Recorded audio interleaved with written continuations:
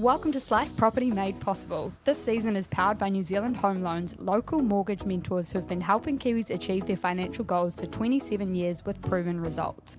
The thing I love about NZHL is the mortgages are tailored for you with ongoing personalised service, coaching and tools to put you in control. It doesn't end with buying your property, they continue to help you pay down any loans and build your wealth, which can't be said about all advisors. This season, we will be playfully roasting everyday buyers and experts so you can learn from our mistakes. Head to today's episode notes to get access to our free home buyers software and your very own NZHL advisor. Welcome to another episode of Slice Your Property podcast. Today, we're joined by Gareth from Infometrics. Hi, Gareth. Hi, Amy. Thanks for joining us. So what do you remember about purchasing your current home, Gareth? It wasn't a spur of the moment decision, but, sort of change in life circumstances meant that it hadn't been something I was particularly planning around at that point in time. So, having been through the process of purchasing homes previously, you sort of know some of the things to look out for, some of the processes makes life a bit easier, but, you still are heading into an unknown and, taking on more debt than you'd like sometimes, and sort of the risks associated with that. And look, being an economist, I should know where the housing market is going to go. It's part of my job, but there is a lot of uncertainty that goes along with it as well. Yeah, it's different when you're buying your own property, as much as you can be very rational and kind of have your strategy in place as an economist. When you put your money where your mouth is, it's a different level of I guess, risk that you take on. You worked with a financial advisor or a mortgage broker to move through that journey? Yes, I mean, that was part of the process. When I do think back to my first home, a mortgage broker was something, because we just didn't know what we didn't know. And, we'd had a good mortgage broker for a long period of time. So I'm more than happy to work with her and just take some of the stress around dealing with the banks out of it. And we can worry about concentrating on the property itself. Yeah, and so you've gone with her again on your current home? Yes, that's right, we did. In terms of the due diligence process, obviously you're an economist, so you're kind of comfortable with what's happening in the market, but how was that due diligence process for you? Were there any challenges buying either your current or first home? I think what I noticed with the home that I currently live in when we bought it was there was a lot more sort of, I guess, robustness or rigor around some of that due diligence than there might have been 20 odd years ago. Look, you know to get the limb and to sort of inspect it and try and all that sort of stuff. But I felt there was quite a progression in terms of stuff around even like building reports. 20 years ago, buying previous homes, it felt like it was just some guy turning up and having a bit of a nosy around the house and going, it doesn't look like it's going to fall over. And then you go and live in it and find that no, there were potentially not necessarily major issues, but things that, could or should have been picked up on rather than some of the other minor stuff. And in this case, look, the vendor actually had a building report that they presented to us, and that was helpful. It meant we didn't need to go and get our own one, especially when it was a tender situation and you don't want to, be spending money on multiple building reports for different properties and then not get them. But I found that was quite an improvement. And, we didn't take the real estate agent up on the offer, but there was an ability to actually take that building report and have a sort of guarantee that comes associated with we pay some money, but if they'd missed anything, it would then be covered by the sort of insurance associated with that. Yeah, because there's an interesting kind of, I guess, challenge presented when you're relying on that vendor report. I know from my own experience, actually, that sometimes those vendors will go and look at 5 different builders. They'll get 5 builders round, 5 different reports, and they'll choose the best report. And some of those other reports can be really bad. Like one property we were looking at when we did our own report, vastly different, high moisture readings, water concern, basically, which is the worst type of concern you can have when it comes to looking at a building report. So I think, I wouldn't recommend relying on the vendor report, Gareth, but, we live to see another day. It's time for a segment we're calling Roast My Home Hunt. It's time to roast, don't take it to heart. When we learn from your mistakes, we all get smart. That's interesting that they did at least allow you the opportunity to then go, we're going to, have access to, basically it would be the builder's insurance. I'd say that they say, you can rely on this report and therefore if anything we have missed comes up, you can kind of claim against our insurance that covers us for these types of reports. So it's good to hear that there is at least that option. Like that makes it seem a bit more above board, but I've definitely seen some agents and vendors do some interesting things when it comes to presenting a very favourable report. Certainly, that was a risk that I was conscious of. I guess when I was looking at the report compared to ones that I'd previously got as a purchaser of property, I just felt it was a lot more robust. And you're right, look, I don't think they did, but they could have gone and chosen from 10 different reports and picked out the best one. But put it this way, the quality of it was still a darn sight better than ones I'd got, 10 or 15 years earlier from a purchasing point of view as well. Yeah, it's interesting that. I think there's some good learnings in there for our audience around actually doing your research on who that builder is and who that building report is coming from, because some are much better than others. And also just from a readability perspective, like if you have the traffic light version of the report, that's much easier for a first home buyer to consume, where it's saying red, orange, green, versus reading through a whole trawl of text, and trying to make sense of that. So I would definitely ask for, if you're getting a building report done, I would ask for an exemplar and have a look through that and before you kind of part with your money, because I think, to your point, there's been some shocking ones over the years. Yeah, that's right. And I mean, another area that I think had progressed quite significantly, unsurprisingly, given the way the housing market has been, was just around that moisture that you mentioned. It wasn't something that was ever particularly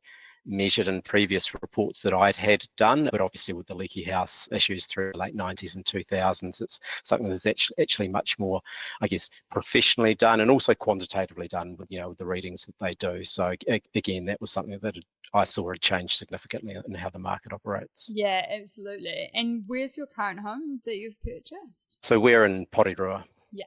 So different challenges in that Wellington market as well, in terms of, I guess, moisture and things like that. Yeah, I mean, you're right. There's a whole lot of challenges, whether it's moisture, whether it's earthquakes and that sort of thing in Wellington. I mean, yeah, for me, it was knowing that what we wanted, I think, in terms of partly around location and aspect of sun as well. So, you're immediately moving away from areas where you're in a valley and going to see sun for 2 hours a day. And so it's naturally going to be quite damp and potentially cold anyway. So, part of it is around location as well, I think. But yeah, definitely sort of other aspects around the age of the home that you're looking at and stuff like that, because obviously there has been significant advancements over the years in terms of just around insulation and sort of building the way properties are built as well. Yeah, definitely. And in our checklist that we sent through, you didn't look through the council maps at the time and kind of look at where boundaries were, look at kind of where water or flooding might be a risk. Is that something you'd do differently going forward? I know you looked at the limb, so you were just relying on that mostly? Yeah, essentially. I mean, I think, again, that's an area where I've been in this property for almost 7 years now, and even in that time, I think there has been, some fairly significant changes in the information that's available and more readily available online around some of those sort of flooding issues and wind zones and seismic risks as well. So, again, previously, like you say, look at the limb, and here's some sort of sketches which might be 20 or 30 years old, and you go, okay, I hope that's fine. I mean, put it this way, we're near the top of a hill, so the flooding risk is not necessarily going to be particularly a big one, but certainly if we were, closer to a stream or the coast or whatever, it would be a different issue. But you're right. I think there is more accessibility and probably a bit more, from a buyer perspective, a bit more understanding of some of the risks associated with them now, particularly when you look at just how the insurance market for homes has probably shifted even over the last 5 years or so, where insurers are looking to price that risk on a much more sort of individual basis. So you do need to start taking that sort of stuff into much more consideration. Yeah, and what do you think your next purchase, whenever that may be, what do you think you would do differently? Obviously, there's different tools available, like there's much more information around kind of council maps, around even insurance and the changing environment there. Did you get a quote for insurance at the time? I'm not sure if we did ahead of time. I know that the vendor, in fact, we probably didn't, because I recall now the insurer that I'd previously used, they refused to insure the property in Wellington simply because I think they had too much exposure to the Wellington market. And this is post Kaikoura quake, and they're going, they were heavily exposed in Christchurch as well. So Yeah. it was kind of like, well, very risk averse there. So, for the first year, I think we took up the offer of the existing insurer, the vendor's insurer, to roll that over. We've moved on to another insurer since then. But yeah, I think we did strike some sort of not Challenges. cost issues there necessarily, but yeah, certainly challenges. You're going, hey, I've been your customer for 20 odd years and you don't want to know now. So yeah. Yeah. And I think that's the challenge is, yay, that you were able to carry that vendor's insurance, while to give you some breathing room to find another insurer. But that's not always the case. And I think a lot of buyers don't understand that just because it's insured with the current vendor doesn't mean that that same vendor will insure you. Sometimes they'll use that sale as an opportunity to exit and not be involved in insuring the property once it moves on. So something that is super important is to get that quote. But yeah, if you're moving forward into purchasing that next property, what would you do differently, do you think? Because it's really about kind of, I know that you're confident when it comes to property markets, but it's really about how can we kind of continue to I guess get better at meeting those due diligence steps, and ultimately you only really continue to get better the more properties you buy, the more mistakes you make. Yeah, that's right. I mean, like I said, if I think back to my first time going into that purchase, you know nothing and you're relying on as much sort of professional advice and almost goodwill in some senses, and the more you do it, the more sort of pitfalls you come across, the more that you realize, hey, these building reports, for example, aren't necessarily worth the paper they're written on, despite the fact that I might have paid a reasonable whack of money for them. So yeah, it is about, for me, it is probably just about better trying to assess or minimize some of those risks around whether it's moisture, whether it's some of the other sort of natural hazards. It's sort of also assessing, I mean, just changes around sort of the where the market might be going as well, and sort of tastes around that, and sort of resale value of property later on as well. So yeah, look, I'm probably a little bit of a calculated risk taker, and if I think that something is, it'll be okay, not quite crossing my fingers that will be not right, but you sort of think, oh, it'll all be all right, but obviously sometimes it doesn't quite pan out that way. Yeah, and I mean you'll see in the market as well, if you're caught with the wrong thing at the wrong time, it can be a real challenge to caught with a lemon basically. If you buy a lemon in a hot market, that can be a challenge, and if you sell it in the wrong market, it can be a challenge as well. Going into sort of your forecasting and focus around that, what are you seeing for the market over the next sort of 6 months? Yeah, I mean, we're looking, there's a couple of key drivers that we look at when we're forecasting where the housing market is going, and those are interest rates and population growth. Interest rates, obviously, well documented over the last 6 months that the Reserve Bank has been cutting the official cash rate, and that has been impacting on, obviously, the retail mortgage rates for a bit, probably about a year or so now, in terms of starting to drag those down. We're probably looking by the middle of this year, the Reserve Bank reaching the bottom with the official cash rate, and so thinking that there's a little bit more scope for mortgage rates to keep coming down, but a lot of those cuts have already been priced in. So that'll still add a bit more momentum to the market. We are seeing more buyers being brought and drawn back into the market as sort of debt servicing costs ease and the affordability equation starts to become more attractive. On the other side of the equation, that population growth and net migration is weakening significantly, and we are expecting net migration, which was up at over 130,000 people in late 2023, we are expecting that to be negative by the first half of next year. And so that's much fewer people, much fewer houses needed to house people, and so sort of those demand pressures weakening. I guess the good news, if you're an investor around that, or you own a property and you're hoping some of those capital gains start returning after a tough couple of years, is that there has been quite a disconnect over the last few years between what population growth and net migration have done and what the housing market has done. In essence, it's been very much driven by interest rates, and so we still see that as being, at least over the next 6 to 12 months, the predominant driver of a bit more demand coming through, more buyers in the market, and potentially a bit of upside in house prices through the course of this year. Should probably put a number around that. We're thinking not massive price growth, but in the order of 5 to 6% this year. Yeah, which is sort of taking us back to where it has been, at least in Auckland, prior to COVID. It's been sitting around that 6% for a while. obviously not the last couple of years. But when it comes to, I guess, supply though as well, so yes, maybe demand isn't there the same, net migration isn't where it was, which is crazy. I don't even know where everyone's, like, I don't know how you can go from 130,000 to negative, but here we are. Everyone hates New Zealand again. No, I'm kidding. But if it's not that, and we flip it to supply side, because it's the same, two sides of the same coin, right? Really, you're looking at how many people are there wanting houses, how many houses are there available. We look at the supply side, downward pressure as well, because we've seen, developers struggling over the last couple of years. We've seen the big deval, downward deval. So we're going to see probably some of those developers struggle, some of them exit, some of the developments slow. The bigger ones I'm sure will manage, but surely that will put a bit of downward pressure on supply as well, although they may not be immediate. What are you thinking when it comes to that sort of impact? Yeah, like I think there was a backlog or pipeline of house building or dwelling building that we'll think back to 2022. We know the consents were up at 51,000 during that year, but everyone in the market knew we were not building at that rate. We weren't able to keep up with the sort of rate of consenting that was occurring. So that took a couple of years to work through. And even now, the sort of completion numbers that we're seeing through are still probably well elevated compared to what that underlying demand for housing, as dictated by population growth and other sort of demographic trends, would suggest that we need. So I think we're working through a position where there was an undersupply of housing, definitely when you look through the second half of last decade and through part of that COVID period. That undersupply, I think, is being reduced at the sort of current build rates we've got.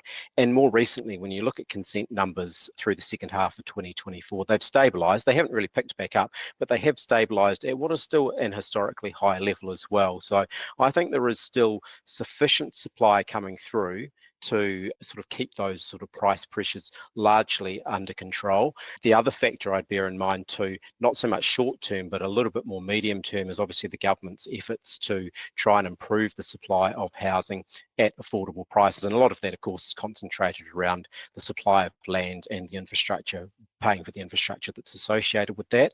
So again, for me, looking forward over the medium term, I think that that supply picture for housing will continue to be such that not necessarily driving house prices down to any great degree, as Chris Bishop might, talk about what he wants to achieve, but at least keeping a cap on price growth going forward. I've got very little faith in government when it comes to solving any housing issues. I've been fooled before and I'll be fooled again because, everyone, probably an optimistic at the end of the day, but I just don't think that they play a major role really in what happens in the New Zealand housing market. I've seen some great things occur overseas, government programs and things like that, but really we seem to sort of swing back from one government to the other. And also I don't know what it is, but we promise X builds and we never build enough. And when you zoom out, yes, you might go, well, right now, immediately, we don't have that net migration. We have, more people wanting to sell. So it looks like there's more supply. But actually, when you think of just human population growth, just over time and the amount of houses available, I don't think we have an oversupply, we have a shortage. So that's kind of the long-term view that I hold when it comes to, I guess, housing and there not being sufficient housing. But I don't feel confident about government. I mean, is there much in Chris Bishop's plan? I'm not hating on Chris Bishop either. I'm not hating on any particular party. I just think I'm a bit disenfranchised in terms of, I think it's become much more a private sector issue where developers and landlords and, private investors, mums and dads are really supporting the housing market here in New Zealand. Oh, yeah, for me, it is about a supply of land issue. I mean, the big problem I had with the Labour government and their ideas about how to solve the housing affordability crisis was that they were Kiwi build, which always looked like it was going to be a disaster as far as I could tell. They were treating the symptom rather than the cause. They were like, okay, we need houses to be brought to the market at $600,000 or whatever it is, without actually stopping and asking why is housing costing a lot more than that. And the demand and supply issue, or particularly the demand issues that you talk about through the 2010s, were a big part of that. I think you're right. It's good to be sceptical of government because they talk a good game, but don't necessarily always deliver on it. I have a little more confidence, I think, in the current government that they are trying to address some of the root causes of the housing affordability issue. Not necessarily all of them, but they have taken a step back and said, what is the problem, rather than just coming up with a solution and then trying to fit the square peg in the round hole. As probably the other thing I'd say as well is that just in terms of where house prices go to from here, I guess I'm skeptical. I've been skeptical in the past as well, but I'm skeptical about just how much further up house price to income ratios can be pushed, how much further sort of rental yields can be squeezed. Because when you look at sort of yields you can get on property compared to putting your money in the bank, sure, interest rates are coming down and that makes it a little better, but by historical standards they still don't look great as well. So until something, the property values, until they sort of stagnate for a while or come down a bit, I just struggle to see how some of that demand, particularly on the investor side, can continue to be ongoing. Yes, very strong population growth or migration could be a factor that does cause an upswing in the market at some point in the future. And it will. We know that's how the market works, but I think at least in the near term, some of those sort of affordability and yield issues are at play as well. Yeah, I think the land piece, as much as sure create more land, but there's limited land in the destinations where people want to live. So that's where I don't think that solves the problem, in that people want to be in central Auckland or people want to be in central Wellington. As much as, unless you create new hubs and encourage everyone to go and get employment, in Paeroa or somewhere, random, I don't think there's going to be that demand for people to move out of those hubs. So the pressure around pricing is going to remain, because there's a limited amount of land and a limited amount of properties available in those central locations. So that's where I think those properties will continue to go up in price over time. But it's interesting, and look, we can't know, but it's just, I think government will have its best crack, and they're doing some good things, but I just think a lot of it will be, where the government doesn't step in, private sector will. But in terms of the next, I guess, 6 to 12 months, you've sort of mentioned you're expecting downward pressure on interest rates, which will help kind of some people get on the ladder in terms of first home buyers. But what else do you think or anticipate might the market look like for first home buyers specifically? Look, I think in the near term there is still something of a constraint or on buyer demand and concerns out there for households and consumers just around how the labour market is performing. Typically the labour market is one of the last parts of the economy to sort of turn around, either in an upturn or a slowdown. And we've seen, I think, data recently with the unemployment rate pushing above 5% and expectations from most forecasters that it's still going to push a bit higher over the next 3 to 6 months as well. So there's still a bit more pain, a bit more uncertainty there as well, which I think will lead to a reluctance amongst people to necessarily commit to taking on more debt, and just keep those buyer numbers a little bit more constrained or weaker in the near term. There is also obviously quite a large supply of properties on the market available to purchase, given how weak the market has been over the last couple of years as well. So again, from a buyer perspective, that choice means that, and sort of lack of buyer competition in the near term does mean that I would also expect a sort of residual weakness in prices for a bit longer yet.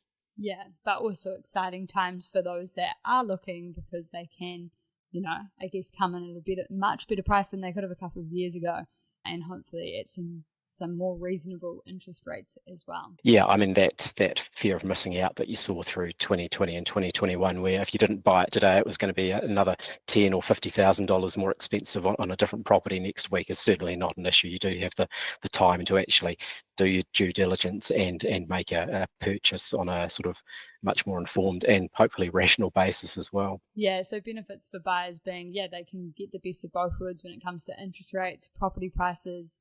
I mean, obviously people are still going to say property prices are still high, but it's all relative, right, in terms of where we've been. And also, importantly, as you said, the stress when you are buying around doing your due diligence, having the time to kind of dot the I's and cross the T's, get the building report, preferably purchase your own building report. But that's a great opportunity for buyers at the moment. So just to finish off, because I'm conscious we probably could keep talking about the property market for some time with you, Gareth, and your different views.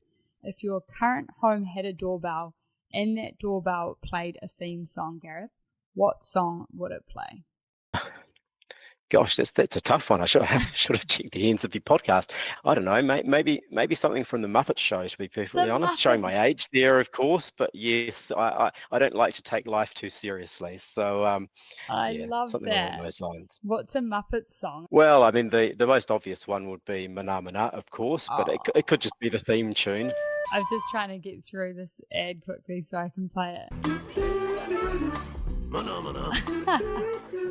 It's amazing. Thank you so much for joining us today, Gareth. Thanks very much, Amy. My pleasure.